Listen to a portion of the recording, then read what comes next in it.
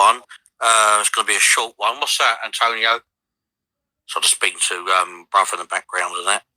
Yeah, so let's test out this new feature. I just sent a link to Facebook to my friend to see if they want to come on live, and if not, I can drop the link, and hopefully that'll work, and I'll be able to have people on my live finally at long last, because I haven't been able to work it out before. I'm not the most technologically minded of people. I'm a bit of a idiot when it comes to some things with technology. I'm not trying to put myself down, but I'm not the most, in a nutshell, the most technologically minded of people. So no long won't be on, ages. I'll see if anyone comes on first, and just at home at the moment, just sitting up in my bedroom, got my blanket over me now.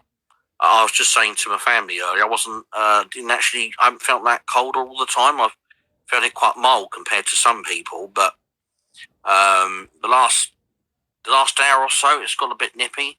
So it's got a blanket over me now. We did have the heating on a bit earlier on, but central heating, unless you've got your an air purifier on or a fan, can get a bit too hot. So yeah, I haven't got any New Year's resolutions. I know some other people said to me that it's pointless having them because you end up breaking a number of them. But yeah, I think when people try, and even in the normal way, not just for the start of a new year, trying to have some change in your life, but when you don't tell yourself that you want to try and change something, even if it's just a very small change in your life, then often you just do something anyway. There's more chance of doing it, because when people sit in with something negative, or when people are trying to give up smoking for their health, let alone for the financial reason. I mean, I haven't, smoked cigarettes in a long time. I've just kind of, like the average person, just tried them. I haven't even been what you call an ex-smoker. I'd have perhaps 20 a day, and that'd be like maybe for a few days on a trot at the most. And, so virtually 90-something% of my life I haven't smoked, So, yes, I could just take or leave it a long time ago. And then before I got asthma, and my health went downhill anyway, too long, and then I go offline, then have a bit of a sleep, and then probably be back later in the night or tomorrow, later in the day, probably in the afternoon. Some point, or late morning, or early evening. And basically, in a nutshell, I'll get to the point now with everything that I'm gonna say, really, because you don't want to bore anybody. And when people, especially when it comes to even something that's negative, like something that somebody needs to do, or even just say they want to do, but especially when it comes to something that's negative at all, when people often say, "Oh, I'm not going to say I'm going to quit smoking," and they just they often do quit. Then the same as when people have another addiction, then they'll do it slowly, or they just try and find a healthy substitute, something that's good to do. Even an addiction where you couldn't even call it an addiction because it's not bad. If someone did something all the time, somebody's learning all the time, or they're playing sports all the time, or whatever. If they're fit enough to do it, obviously, you've got to have a break. You've got to have some cut-off point in life. But if something's not making you physically or mentally ill, but it's just taking up your time up, then providing people you have some balance in your life, a little bit of everything you've got time for, then it doesn't matter if something takes over most of your time, not in my opinion, because if it's something that's good or at worst neutral. So when you basically don't try and do something, whether it's something that's a positive or a negative, to either include or exclude in your life, then often people will do those things. And I've found that's the case, not with everything, because some things in life you've got to have some order, and you can't be impulsive about. But there's some things in life that if you overly worry about things, and you put a time limit on something, so I've got to give up smoking in the next even 6 months. So that's a reasonable length of time for a number of people. That would be most people.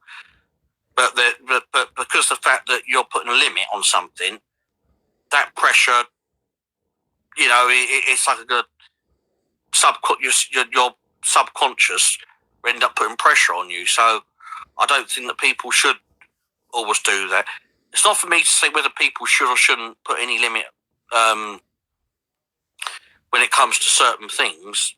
If it's for your health, things are important, especially something's affecting you a lot, where somebody needs to give up something to save their life, something that's very bad, and traumatic in someone's life, like somebody, say, battling a drug addiction, or they're an alcoholic, or something like that. But even with things that are less serious, where someone's not even the heaviest smoker, but they still want to give up, as I say, just so they got a few more bob in their pocket. And when you don't put any kind of time limit on it, basically don't have any New Year's resolution, or don't put a kind of a figure on everything, then there's more chance you're just doing it. Hi there, Charge, I love the new look. Oh, thanks, yeah. I got a battery shaver recently off, where was it, eBay. This one you can charge up by USB from your PC, or what do you call it? Mine gone blank now. So I'm losing my brain a bit, laugh out loud. What do you call it? Laptop. And then you can also charge it by battery or by the mains, so which is good. And in a nutshell, everybody, and also, Chantel, I made peace with Apple, and we had a nice chat and everything, ironed a few things out. And, I'm glad that that's before the start of the new year, earlier on yesterday. So in a nutshell, they're analysing it, because I'm a person, I suppose one of my New Year's resolutions should be to get to the point a little bit more, because even though a number of people haven't criticised me on that, but I just feel myself that I could be a bit more punctual. Good, I'm glad. Oh, thanks. Yeah. I hope that you've made peace with anybody, if you've been able to, Chantel, with anyone, that you may have had personal beef with, or even if, like you couldn't make friends with some people, at least if you can make peace, then really does suit you, clean shaved. Oh, thanks. Yeah, a number of people say I look younger since I've shaved. And even when I've got a lot of hair and that, some people say I can still pass as being a bit younger for 41, but I think same with most guys. I think when they've clean shaven, they do look quite a bit younger.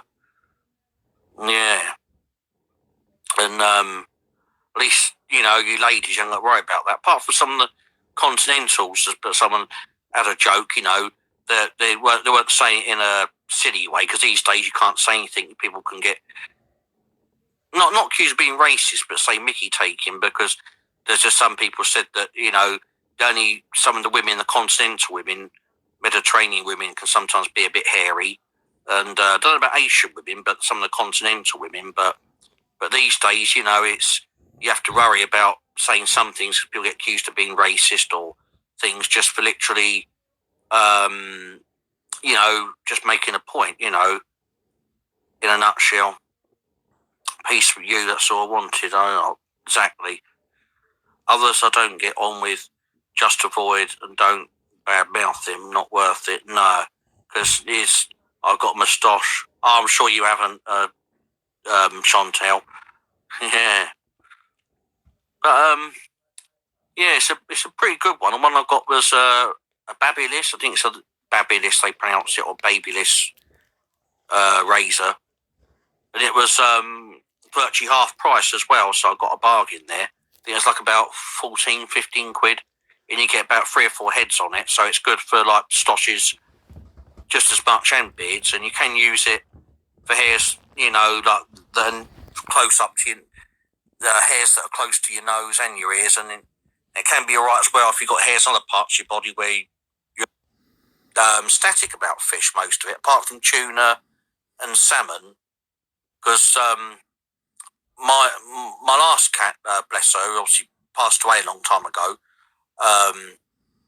She weren't that young, and she likes smoked cod, but then of course that seems to be the most popular fish with most humans that eat fish love cod. When I used to eat fish before I was vegetarian, that's one fish I did miss. But these days there is some good substitutes out there. There's vegan prawns you can get in the shop, and they're often quite nice. If you like prawns, they're worth trying. My dog loves balloons. He is a rescue Frenchie. Oh, that's lovely. Yeah. Does he kind of just bite them and that, or does he just kind of play with them? Like wrestle with them, kind of thing, like move them around. Yeah, mine does that with shopping. Yeah. I hate substitutes. Yeah, I do mostly. Apart from a few occasions, I mean, most of the time I usually get given a vegetarian or vegan sub. It's only happened a few occasions, which sucks, when I've been given meat or fish substitutes. And I actually told them on the app that, if there's any subs, basically any vegetarian or vegan sub is okay. But they're often like the bland things that are, or like low fat rubbish, I'm going to try to back vegan this year, but I have to do it slowly because of my health. Yeah, you've got to make sure, Chantel, you get plenty enough vitamin B, because it's not iron so much, as I say, because even though iron does virtually the same things as vitamin B12, for energy and general health, the immune system, and especially, of course, in ladies' case, they've got to be more mindful of iron just for the obvious reasons. But yeah, just do it as quickly, as you feel best. Because, if I ever become vegan, which I hope to some point in my life, I'll do it slowly, probably very slowly. Bless her. Cheers. My cat likes cod, tuna, and mackerel. Yeah, my cat likes mackerel a little bit. That's one fish that I used to like when I did eat fish. Headbutts them, yeah. My cat does funny things like that. Vegan cheese is getting better now. Yeah, it does seem to be a little bit. I've had I like the ones with like chilies in them, like the Mexicana one is a really nice one. They do one called like Mexicana something. I think it's Asda's own brand one. Although they haven't recently had it in Asda's, but if you like something a bit more spicy, I have major deficiency in vitamin D and anemic and low B12. Gosh, sorry to hear that, Chantel. That sucks, yeah. Hopefully that'll, be cured as soon as possible. Yeah, love that cheese. Yeah, me too. Although I like, up to now, I haven't come across any vegan cheese that's quite as nice as dairy. But then saying that, though, out dairy cheeses that are bland, there are some I do hate, as much as I love cheese, like most people do. The very weak cheeses, if they're like very mild cheddars, they can almost taste a bit fatty, like full fat milk.